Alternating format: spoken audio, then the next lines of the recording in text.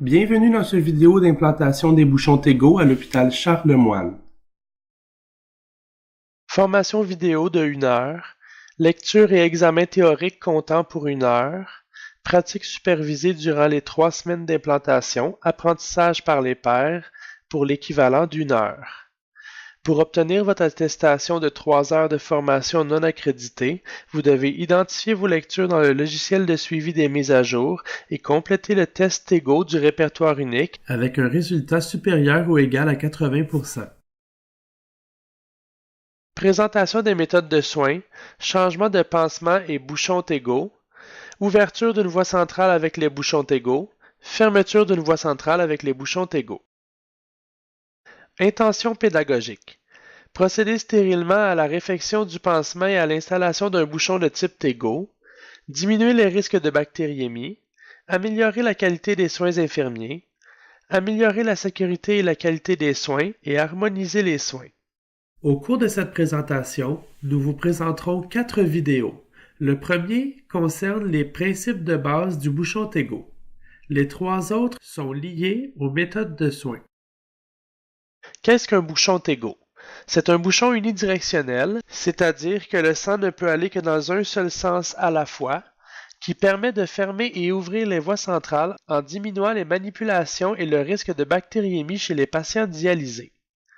Tout changement ou installation d'un bouchon exige une technique stérile.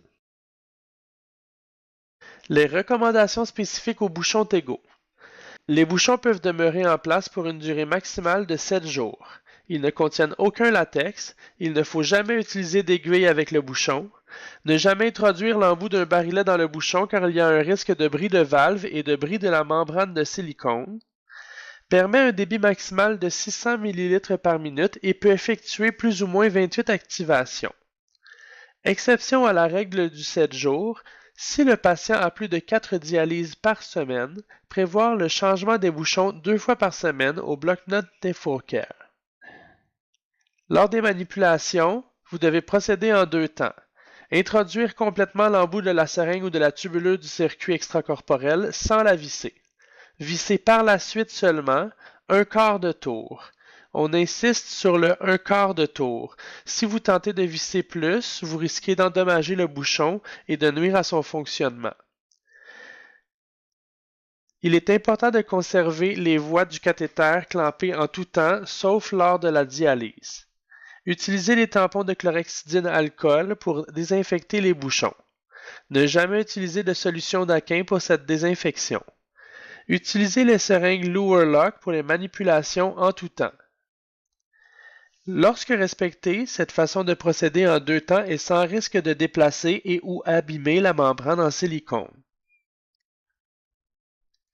Alerte nursing. Vérifiez la date de péremption sur l'emballage du Tego et vérifiez son intégrité.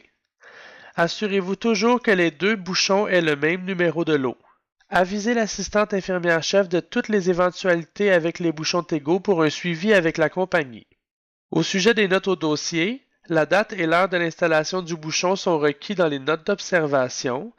Il faut également écrire le numéro de lot dans l'espace réservé au numéro de lot des tubuleux. Inscrivez Tego suivi du numéro de lot. Alors ici, on vous montre à quel endroit dans NephroCare il faut aller écrire le moment de la semaine où on va changer le bouchon Tego. Si le patient est dialysé plus de 4 fois par semaine, je vous le rappelle, le patient doit faire 2 changements Tego dans la semaine.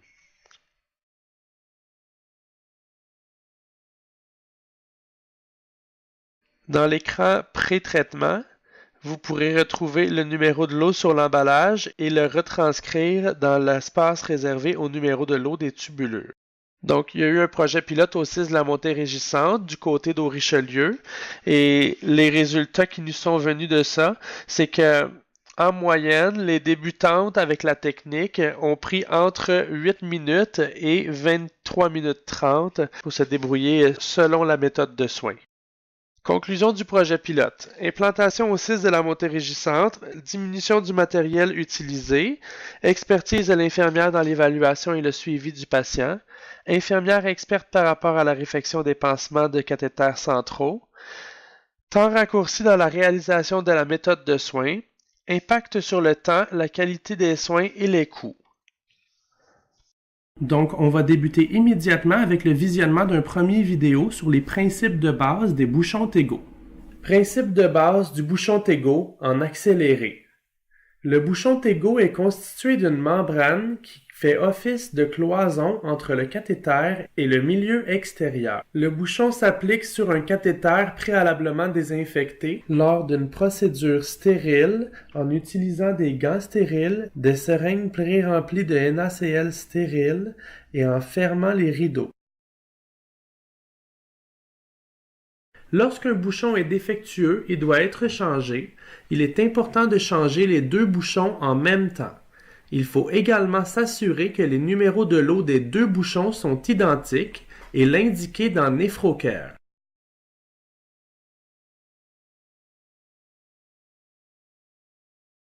Il est important d'utiliser les seringues pré-remplies stériles lors du changement de bouchon Tego, ainsi que pour les ponctions via fistule.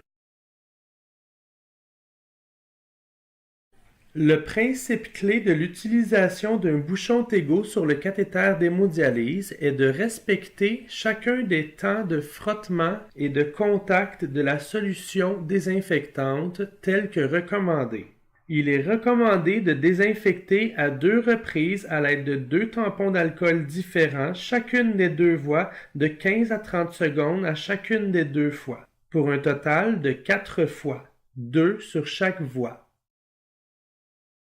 Procédez à une désinfection vigoureuse avec rigueur en frottant simultanément le septum et la partie supérieure du bouchon afin de déloger les bactéries présentes sur la couche de silicone extérieure du bouchon Tego.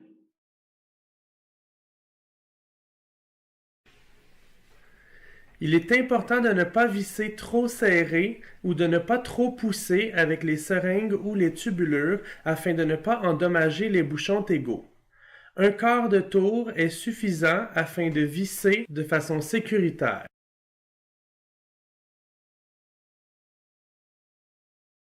Il faut désormais retirer 5 ml de sang par voie sans regarder les caillots. Retirez 5 ml puis jetez la seringue. Les caillots y seront emprisonnés, il n'est donc pas nécessaire de les visualiser sur une compresse. On utilise maintenant une seringue de 10 ml pré-remplie pour faire le test de perméabilité. Les lignes directrices de l'Infusion Nurse Society et le CAN recommandent d'utiliser une seringue pré-remplie de 10 ml de NaCl afin de réaliser cette manipulation.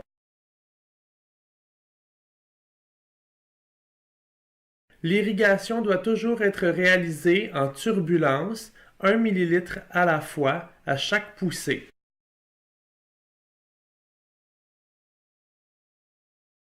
Lors des manipulations via le bouchon Tego, il est important d'utiliser les seringues pré-remplies non stériles puisqu'elles sont moins dispendieuses et diminue donc les coûts reliés aux manipulations des cathéters. Il n'est plus nécessaire de désinfecter les tubulures reliées à la poche de drainage avant le branchement sur les bouchons Tego, puisque la technique n'est plus stérile, mais aseptique.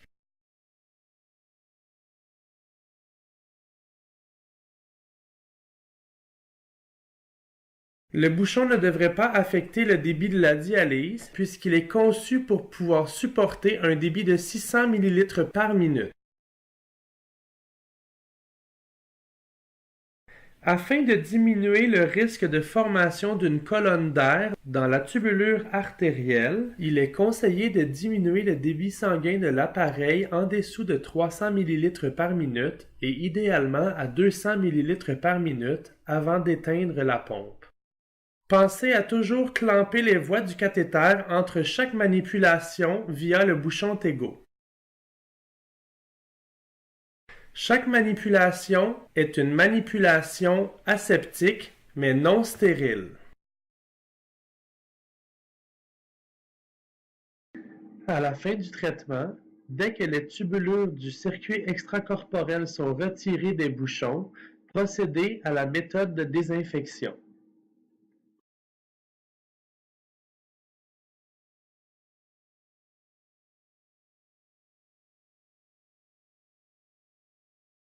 La désinfection est le principe clé de l'utilisation du bouchon Tego.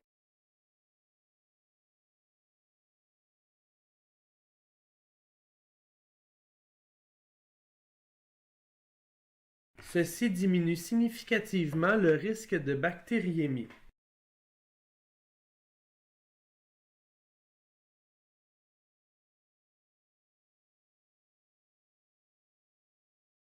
Il est important d'être vigilant afin de procéder à 2 désinfections indépendantes pour chaque bouchon lors de chaque procédure. Lorsqu'un patient doit subir plus de 4 dialyses par semaine, il est important d'effectuer 2 changements de bouchon Tego dans la semaine. Si des prélèvements sanguins doivent être réalisés, il est important d'ouvrir les 2 voies du cathéter en retirant 7 ml des 2 côtés avant de procéder au prélèvement sanguin. Ainsi, la solution verrou ne pourra fausser les résultats des analyses. Lors de l'irrigation en turbulence, prenez garde à ne pas pousser complètement le dernier millilitre afin d'éviter une accumulation de pression au niveau des bouchons Tego. Pensez à clamper les voies du cathéter en tout temps lorsque le traitement n'est pas en cours et entre chaque procédure. Ceci résume les principes de base du bouchon Tego. N'hésitez pas à consulter votre aide-mémoire au besoin. Regardons maintenant la méthode de changement de pansement et de bouchon Tego un peu plus en détail. Vidéo de formation. Implantation des bouchons Tego en hémodialyse. Méthode de soins infirmiers. Changement de pansement de cathéter veineux central d'hémodialyse selon algorithme et installation de bouchon Tego. Veuillez noter que cette méthode de soins est une méthode non officielle temporaire. Vous serez avisé dès la publication de la version finale. Bonjour, le matériel qu'on va rassembler pour la méthode de soins combinés, c'est-à-dire changement de bouchon Tego puis changement de pansement en même temps. On va utiliser l'ensemble de tous ces matériels-là. Je vais vous montrer un peu qu'on en a besoin, la pellicule transparente Tegader IV Advance pour les pansements. On a besoin les 2 bâtonnets de chlorhexidine, 2% alcool 70%. On a besoin de votre paire de gants stériles. On a besoin les 2 bouchons Tego à changer. Assurez-vous que les 2 numéros de l'eau sont pareils. Vous voyez ici, le numéro de l'eau, il faut qu'il soit pareil à l'autre numéro de l'eau. Et vous allez avoir besoin également 3 paquets de compresses 2 par 2. Puis vous allez avoir besoin 6 compresses 4 par 4 stériles. Les 2 chambres stériles également. Vous avez besoin un paire de gants non stériles, 2 masques, 2 seringues stériles non remplies. Puis vous avez besoin 4 seringues de NES 0.9 stériles remplies, pré-remplies. Également, on a besoin des manos rapides pour la désinfection des mains. Puis, on a besoin aussi la chlorhexidine pour la désinfection pendant les changements de pansement. Ensuite de ça, on va commencer pour le lavage des mains avec les manos rapides pour la préparation de nos matériels. On commence à donner la masque que le patient va pouvoir porter. Dans ce moment-là, c'est moi qui va la mettre. Puis, vous commencez également à mettre vos masques. Ensuite, pour l'assemblage de tous les matériels, on va ouvrir un champ stérile sans les contaminer. C'est là qui s'en va sur la table. Ensuite, on va ouvrir. Ça, c'est nos 2 bouchons qu'on s'assure toujours les numéros de l'eau, qu'il y a les mêmes numéros de l'eau. Donc, toujours s'assurer les mêmes numéros de l'eau, s'il vous plaît, pour les écrire dans les notes puis faire un suivi s'il y a un problématique.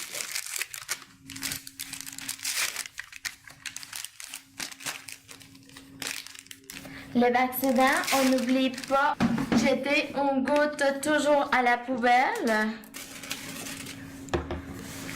Puis lorsqu'on va venir ouvrir les bâtonnets, on va essayer de les ouvrir complètement. À côté du patient. C'est la partie que vous soyez plus confortable, mais on va essayer de les ouvrir complètement.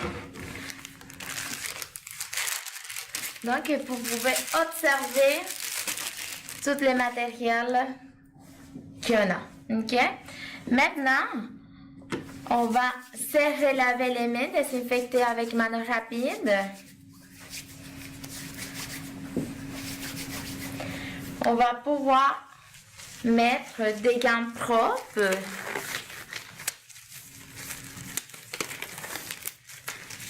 Puis on va venir retirer nos pansements. Il y a toujours ici une ouverture, donc toujours délicatement les retirer pour éviter de créer une lésion chez nos patients.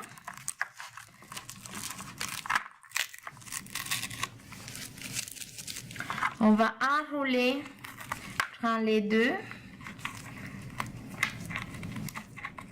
C'est sûr que c'est plus facile à changer le patient, mais on va venir enrouler la partie. On va venir enrouler la partie.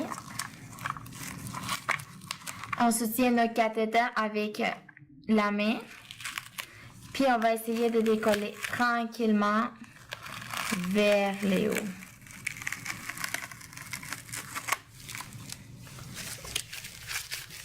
On va retirer nos gants.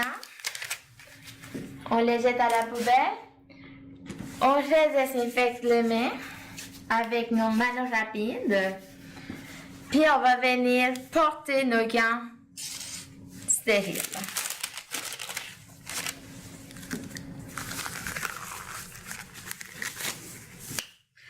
Avec la main stérile, la main gantée, on va venir placer nos affaires. On va laisser juste une compresse sans chlorhexidine. On a déjà fait nos lavages des bouteilles. Puis on va venir remplir toutes nos compresses. Plus les 3 petites compresses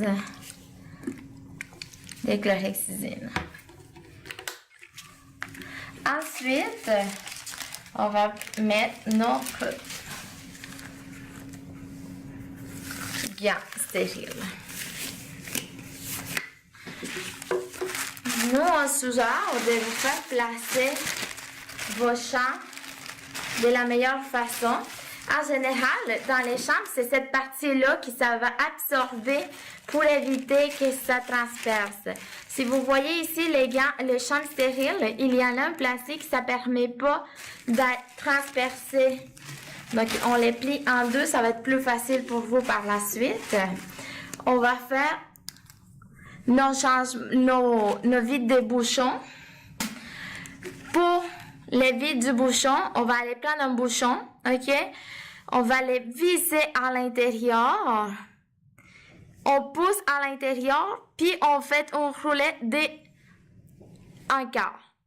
Vous voyez ma main, jusqu'à là, je la bouge plus, j'enlève ça, puis on fait notre vide. Il faut pas passer des encore, parce que sinon vous allez avoir des problèmes avec le bouchon par la suite. Ça pour notre vide d'air de la seringue, on va juste faire une pression pour enlever la pression. On enlève nos bouchons blancs. On fait notre vide. On commence. On met au milieu. On pousse encore. On enlève. Puis c'est tout. La même chose avec les seringues restantes. Puis avec ça. Donc, on a tout nos matériels importants. Le restant, on peut les jeter à la poubelle. OK? On va prendre la compresse, OK? Qui n'était pas mouillée. Puis, on va aller prendre notre cathéter avec un bâtonnet. OK? Donc, on prend nos cathéters, les voies du cathéter avec la main. Puis on va commencer à désinfecter. On commence la partie. Donc, vous voyez, c'est pendant 15 secondes qu'on va flotter. Après, on tourne notre bâtonnet, puis là, on s'en va de l'autre façon. Vous savez que si votre site est souillé, il faut le nettoyer avec de l'eau stérile.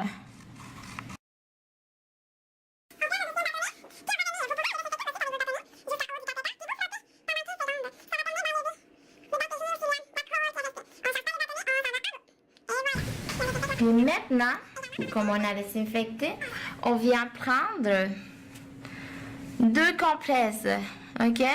Imbibées de chlorhexidine. Donc, vous allez la mettre en dessous des voies, vous l'enlevez comme ça, vous jetez la compresse, vous prenez une autre et vous allez endurer vos cathéters, les voies du cathéter. Vous allez flotter d'en haut vers les bouchons. Et s'il vous plaît, flottez pendant 15 à 30 secondes partout, surtout la partie de jonction du cathéter. C'est sûr que ça bouge, mais mon patient, mais on vient prendre une autre compresse, on jette les sortes. Puis on va se concentrer pendant 30 secondes au niveau de la jonction. La jonction, c'est la partie du cathéter avec la partie du bouchon. Parce que c'est là que les bactéries vont se concentrer pendant 7 jours.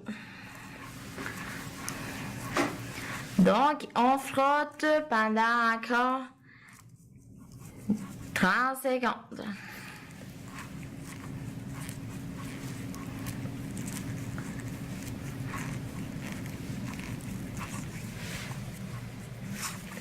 Jusqu'à l'acceptant du bouchon. Ensuite, je vais prendre mon champ stérile, puis je vais le mettre sur la voie du cathéter. De cette façon, on garde une partie du site que ça va assécher, puis ça tombe ensuite sur les voies. Les voies tombent ensuite sur l'air. Maintenant, on va changer nos bouchons. La façon de changer nos bouchons, ok? On va prendre une compresse 2 par 2 de chlorhexidine. On prend une partie du cathéter. On enlève nos bouchons. Mais avant de l'enlever, il faut s'assurer que les clampes soient toujours fermées, ok? Donc, notre clampe est fermée. On enlève nos bouchons. On va désinfecter pendant 30 secondes. C'est en frottant que vous allez enlever les bactéries. On laisse sécher quelques secondes. Ça peut prendre à peu près 4 secondes à laisser sécher. Ensuite, on va prélever 5 ml de sang. Donc, on ouvre la clampe, puis on arrive jusqu'à 5. On ferme la clampe. On retire notre seringue, puis on va prendre une compresse de 2 par 2 pour venir nettoyer, parce qu'en général, il va y avoir toujours un petit peu de sang qui va arriver. Par la suite, on attend que ça sèche. Donc, je viens mettre mon bouchon directement dans ma voie du cathéter, mais il faut attendre que ça sèche. Si ça ne sèche pas, vous allez avoir la misère par la suite. Donc, on enfonce nos bouchons, toujours faire une pression. On ouvre la clampe, puis on va irriguer. Oh, je vais mouiller. On va irriguer en turbulence, puis on retire. On irrigue, puis on retire. On irrigue, puis on retire. À peu près 3 fois. Ça va nous permettre de voir la perméabilité du cathéter. On retire notre seringue après avoir clampé, mais assurez-vous de prendre les bouchons parce que sinon la seringue va venir avec les bouchons. Donc, on retire. Comme il y avait du sang, on va venir prendre une compresse 2 par 2 et on va essuyer pendant 15 secondes. On attend que ça sèche un peu. Puis on vient prendre une seringue. Comme je vous ai dit, au début, vous allez avoir un peu la misère, mais après, ça va aller. On fait une pression, puis on tourne un quart. Vous voyez, j'ai tourné juste un quart, jusqu'à la main arrive. On ouvre notre clampe, puis on irrigue en turbulence. On clampe, puis on laisse tomber. On fait la même chose avec la 12e voie. Donc, on prend une compresse 2x2. La clampe est bien fermée. On vient retirer nos bouchons. On désinfecte avec une compresse pendant 30 secondes en circulaire. Assurez-vous qu'il n'y a aucune bactérie qui va arriver.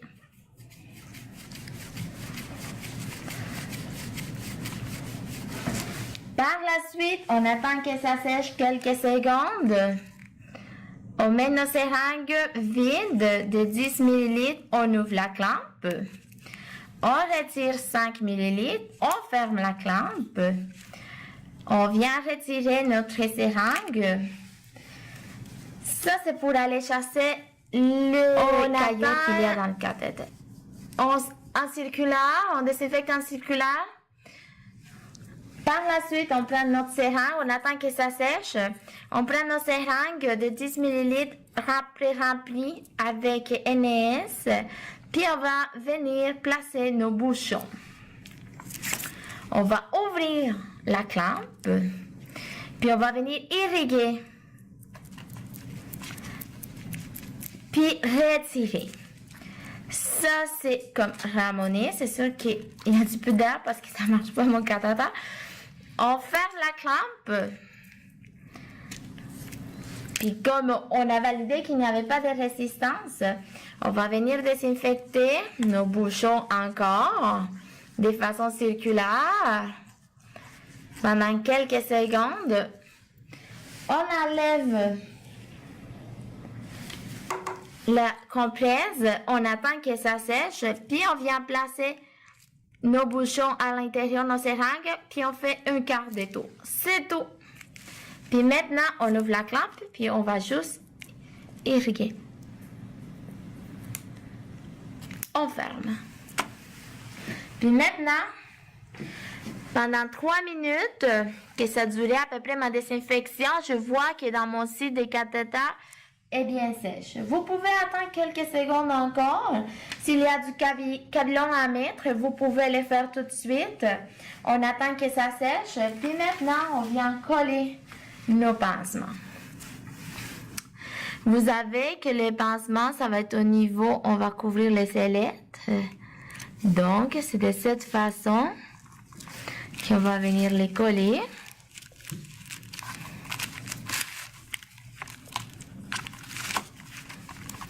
On va faire une pression pour que ça colle comme il faut. Par la suite, on va enlever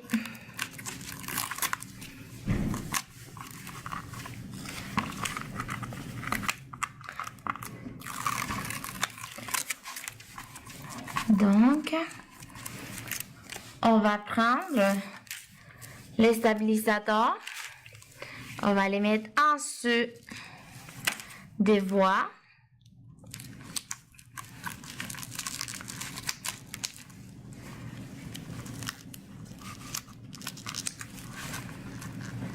On retire.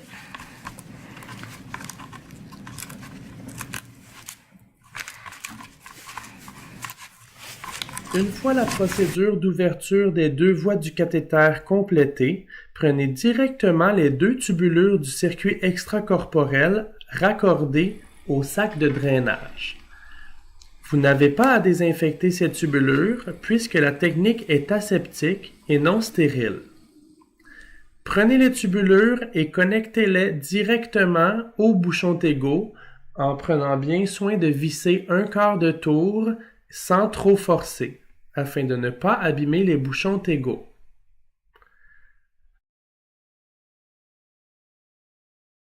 Ouvrez les clampes et vous êtes maintenant prêt à débuter le traitement.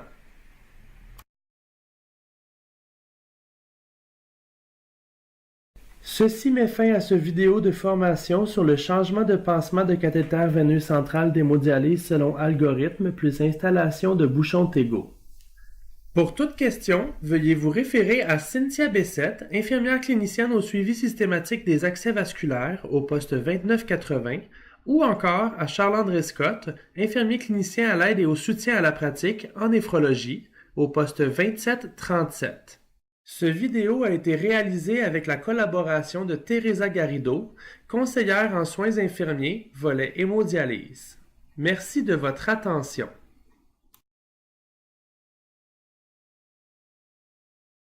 Regardons maintenant la méthode d'ouverture du cathéter lorsque les bouchons Tego sont en place.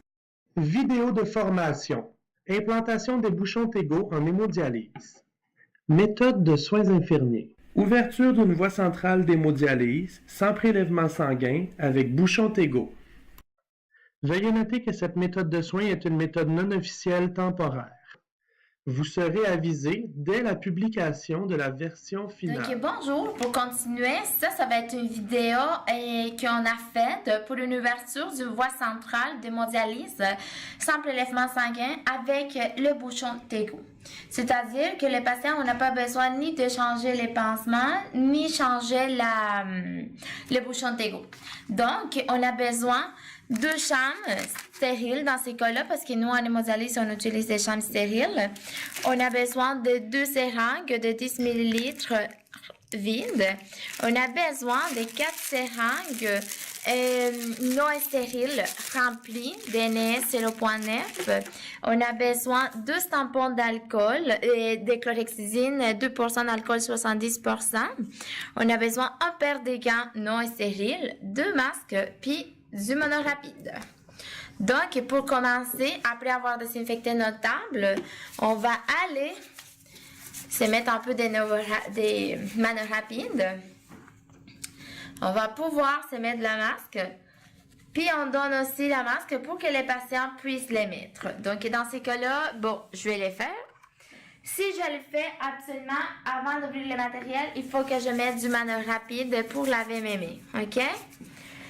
Pour commencer avec la table, on a besoin, on va ouvrir nos chambres.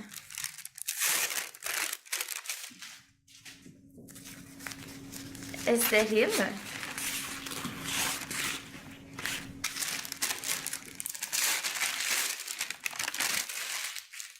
On va ouvrir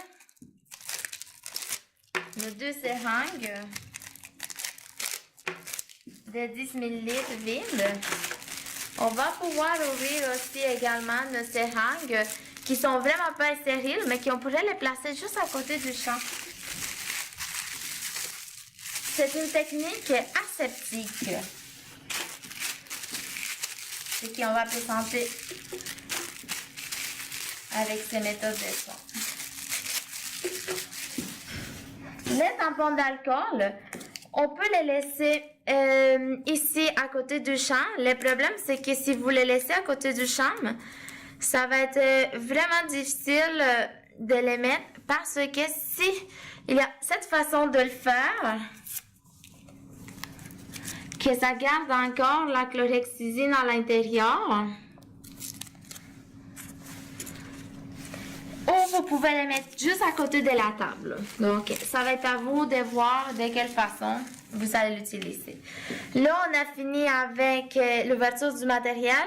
On vient se désinfecter les mains.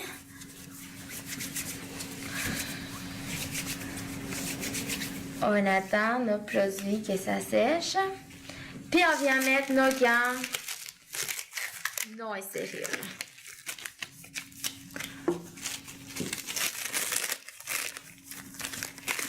Ok, eux sont... C'est pas correct. Ok. Donc, pour commencer, ce qu'ils ont fait avec cette procédure-là, on va venir prendre nos champs, ok? Puis, on va faire la même procédure que tantôt. On va les plier en 2. Puis, on les laisse. Ce qu'ils ont fait, on pourrait s'apporter les tampons d'alcool sur la main, puis on va commencer juste avec un bouchon, ok? On pourrait prendre les champs puis les mettre directement en dessous du voie du cathéter. Et maintenant, assurez-vous toujours qu'ici, au bout de la seringue, c'est la partie qu'il faut qu'on garde toujours stérilement. Donc, il faut s'assurer que dans les chambres stériles, on la garde stérilement. Donc, on prend notre tampon d'alcool, OK? On s'en va directement au cathéter. On va prendre la tubulure artérielle en première. On va désinfecter nos bouchons, les septums de façon circulaire. Puis ça, c'est pendant 30 secondes. C'est la désinfection qui va nous dire, puis qui va éviter d'avoir des contaminations chez nos patients, des bactériémies. Donc, c'est important de faire la désinfection. Donc, ça, c'est pendant 30 secondes.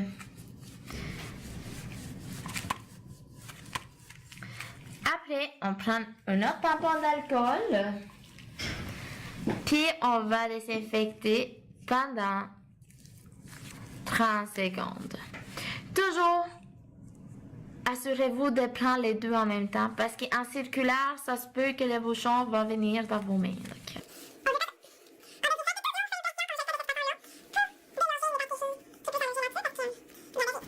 On attend que ça sèche.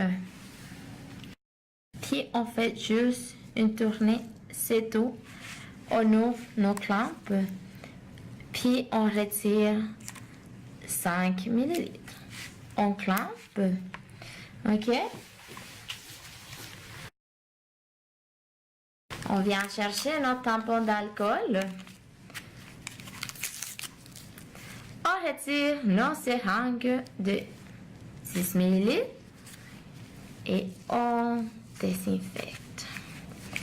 Cette désinfection, on peut la faire 15 secondes parce que dans le fond, on avait déjà désinfecté pendant 1 minute. C'est pour enlever s'il y avait du sang là-dedans. Ensuite, on vient prendre le seringue.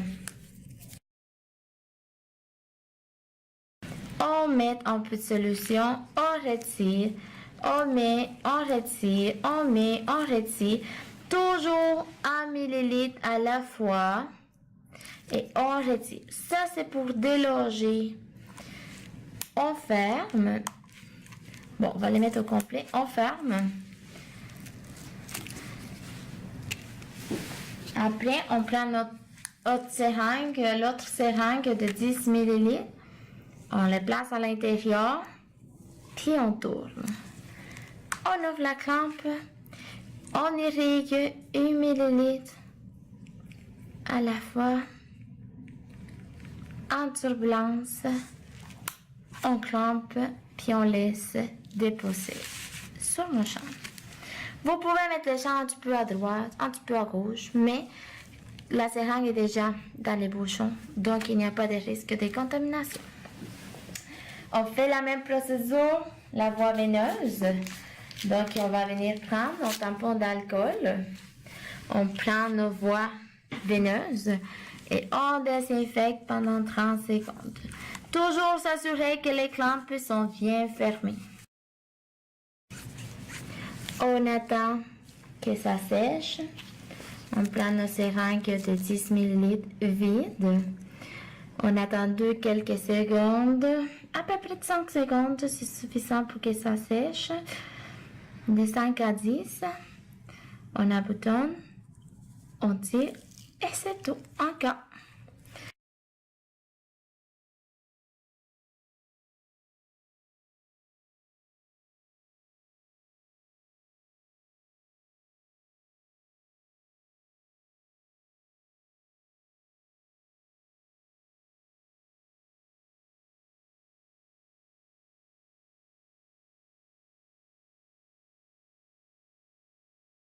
Une fois la procédure d'ouverture des deux voies du cathéter complétée, prenez directement les deux tubulures du circuit extracorporel raccordées au sac de drainage.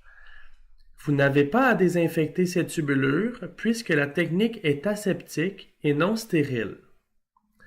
Prenez les tubulures et connectez-les directement au bouchon Tego en prenant bien soin de visser un quart de tour sans trop forcer, afin de ne pas abîmer les bouchons Tego.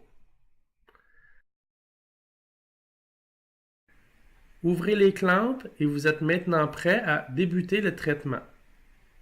Ceci met fin à cette vidéo de formation sur l'ouverture d'une voie centrale d'hémodialyse sans prélèvement sanguin avec bouchon Tego. Pour toute question, veuillez vous référer à Cynthia Bessette, infirmière clinicienne au suivi systématique des accès vasculaires au poste 2980, ou encore à Charles-André Scott, infirmier clinicien à l'aide et au soutien à la pratique en néphrologie, au poste 2737. Ce vidéo a été réalisé avec la collaboration de Teresa Garrido, conseillère en soins infirmiers, volet hémodialyse. Merci de votre attention. Regardons maintenant le dernier vidéo sur la fermeture du cathéter avec citrate de sodium 4% lorsque les bouchons Tego sont en place. Vidéo de formation. Implantation des bouchons Tego en hémodialyse. Méthode de soins infirmiers. Fermeture du cathéter veineux central incluant un bouchon Tego en hémodialyse avec citrate de sodium 4%. Veuillez noter que cette méthode de soins est une méthode non officielle temporaire. Vous serez avisé dès la publication de la version finale. Matériel requis. 2 seringues de citrate de sodium 4%. Une paire de gants non stériles. 2 champs stériles. 2 masques de procédure. 4 seringues de 10 ml pré-remplies de NaCl 0.9%. Non stériles. 8 tampons de chlorhexidine 2%, alcool 70%. Prenez note que vous n'avez pas besoin de bouteilles de chlorhexidine pour effectuer cette méthode de soins infirmiers. Procédure. Désinfectez la table de travail avec une lingette de germicide, puis laissez sécher. Procédez à l'hygiène des mains avec la solution hydroalcoolique. Mettre un masque de procédure et demander au patient d'en mettre un également. Ouvrir un champ stérile sur la table. Déposer le matériel nécessaire sur le champ. Ouvrez l'emballage des tampons d'alcool, gardez les tampons à l'intérieur et déposez-les en bordure du champ. Procédez à l'hygiène des mains avec la solution hydroalcoolique. Mettre les gants de procédure non stériles. Mettre le deuxième champ sous les voies du cathéter.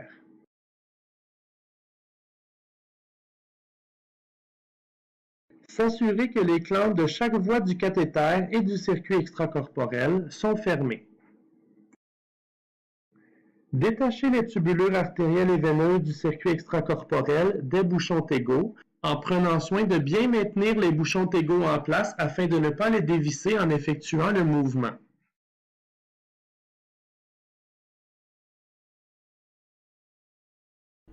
Sélectionnez la voie artérielle rouge du cathéter et gardez-la dans votre main non dominante jusqu'à ce qu'elle soit complètement fermée. Désinfectez le bouchon Tego en frottant vigoureusement le septum et la partie supérieure pendant 15 à 30 secondes à l'aide d'un tampon d'alcool chlorhexidine. Poursuivre ensuite à l'aide d'un deuxième tampon d'alcool pendant 15 à 30 secondes à nouveau. Une désinfection efficace s'effectue par un mouvement de friction et un temps de contact. Joignez une première seringue pré-remplie de 10 ml de NaCl en l'introduisant délicatement, en appliquant une légère pression et en vissant par la suite un quart de tour seulement. Pensez à toujours tenir la jonction entre le bouchon Tego et le cathéter entre vos doigts lors des manipulations. Portez attention à ne pas trop enfoncer fermement la seringue dans le bouchon ou encore à la visser trop serrée afin de ne pas endommager le bouchon. Ouvrez la clampe de la voie du cathéter, puis effectuez l'irrigation en turbulence à raison d'1 ml par poussée. Refermez la clampe. Dévissez la seringue en prenant soin de maintenir le bouchon en place. Reprenez avec une deuxième seringue pré-remplie de 10 ml de NaCl 0.9% en turbulence, 1 ml à la fois.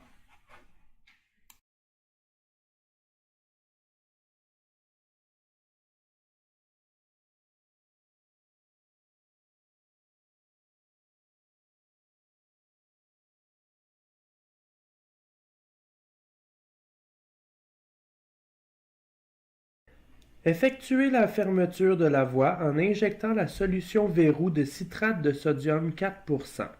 Joignez la seringue au bouchon en la vissant d'1/4 de tour.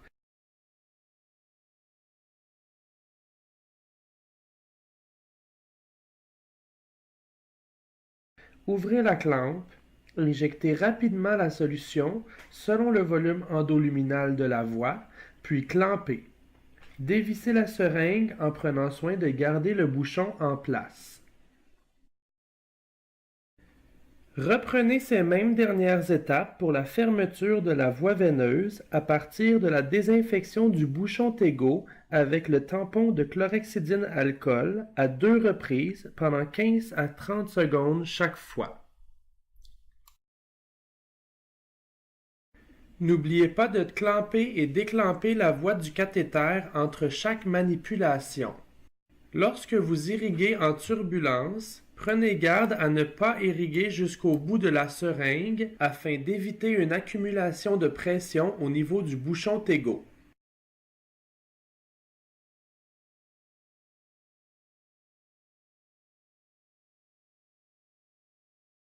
Ceci met fin à cette vidéo de formation sur la fermeture du cathéter veineux central incluant les bouchons Tego en hémodialyse.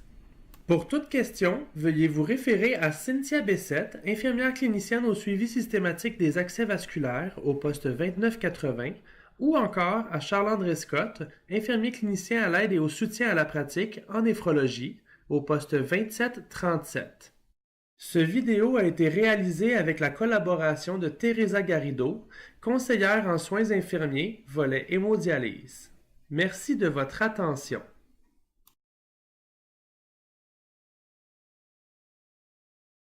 Le soutien et le suivi offerts par la DSI et les cliniciennes. Nous vous offrons un soutien quotidien durant les 3 semaines de l'implantation. Soutien de la part de la conseillère en soins infirmiers, Teresa Garrido. Rétroaction fréquente de la part des collaboratrices cliniques en jumelage.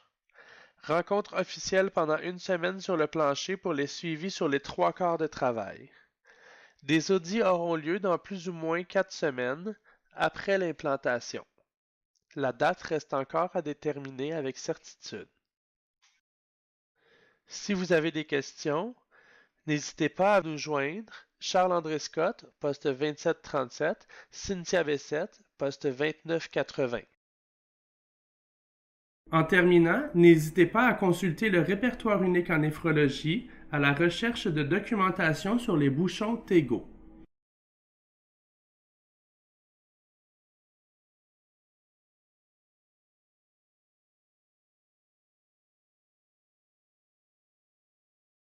Inscrivez vos lectures dans le logiciel de suivi des mises à jour, puis complétez l'examen bouchon Tego, puis consultez le test des bouchons Tego afin d'obtenir votre attestation de 3 heures de formation continue non accréditée.